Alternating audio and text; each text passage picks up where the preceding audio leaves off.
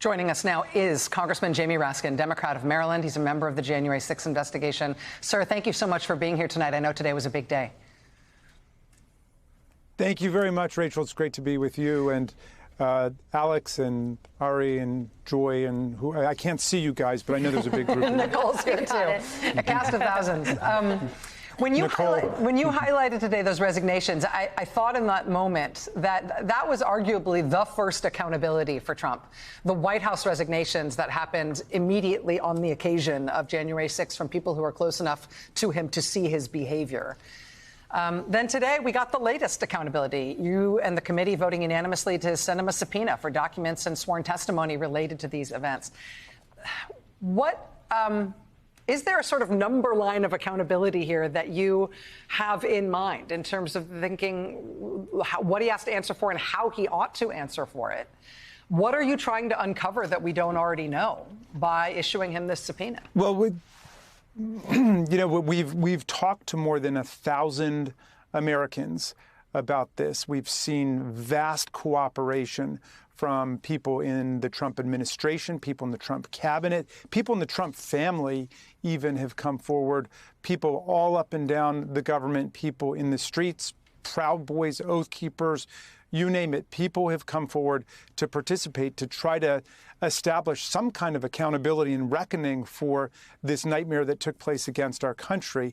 One would think that a former president of the United States would step forward in order to volunteer his participation. I mean, if somebody accused you, Rachel, of trying to overthrow the government or topple an election, I think you would probably be the first person to say, no, I want to come and testify about that and clear up the record. Or alternatively, if you did it and you're proud of it, well, then come forward and testify about, why you think you are the new Mussolini leading a right-wing movement to overturn our government, but have something to say. You're certainly willing to go out and talk to the crowds that, show up for your rallies. Why won't you talk to the United States Congress when you have a legal obligation to do so? And I would think a patriotic duty to meet as well.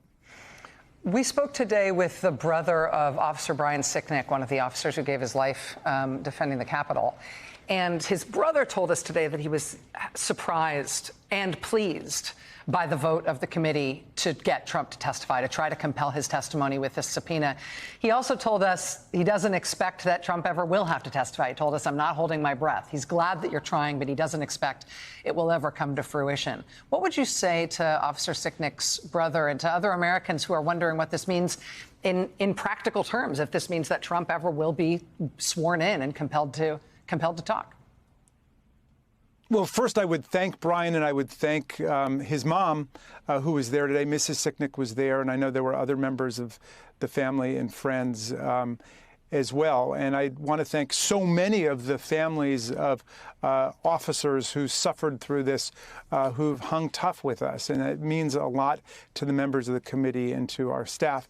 But I would say this, what kind of snowflake is Donald Trump that he's willing to send hundreds and hundreds of other people to go and do his battle?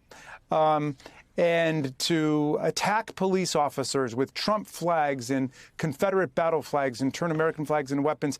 And he's very happy to do that. And he won't even come and explain himself why he thought he had a right to do that or why he thought that was the right thing to do. What is he afraid of? One thing he might be afraid of course, is that under the Fifth Amendment privilege against self-incrimination, the Supreme Court has determined that in a criminal trial, the prosecutors cannot comment on someone's failure to testify, much less draw an adverse inference from it. You can't even mention it, and that's grounds for mistrial. But in a civil proceeding, the Supreme Court has found unanimously, and this is Justice Scalia's big commitment. He was the one always writing these decisions. He said, if you don't show up for a civil proceeding, it's perfectly fine for that not only to be mentioned and talked about, but used against you and to be the basis for drawing an adverse inference. So if Donald Trump wants the entire country to draw the most negative adverse inferences from his not showing up, well, he's free to do that. But at that point, also the committee can say if there are any remaining gaps or conflicts or ambiguities in the testimony, we're going to resolve it against him because, as Scalia would say, he has every incentive and motivation to show up. And if he doesn't do so, he's basically confessing. And you can say that in the civil context, whereas you could never say it in the criminal context. In terms of the mechanics of how the subpoena would be enforced, can you just tell us the next steps? We saw the committee vote live on TV today. Can the committee do this on its own? Does it now go to the full House? How does this work out? And at what point does it eventually end up in court? Yeah, well, the committee can act. It will go through the House of Representatives, and then we have the right to issue the subpoena, as we've done for lots of other people like Scavino and Navarro and Steve Bannon. Steve Bannon, of course, has been criminally convicted of contempt of Congress for just blowing off the subpoena. So I don't recommend that to the former president or to the moms and dads of the country. If your kid gets a subpoena, that is something that you can't just hide under the couch.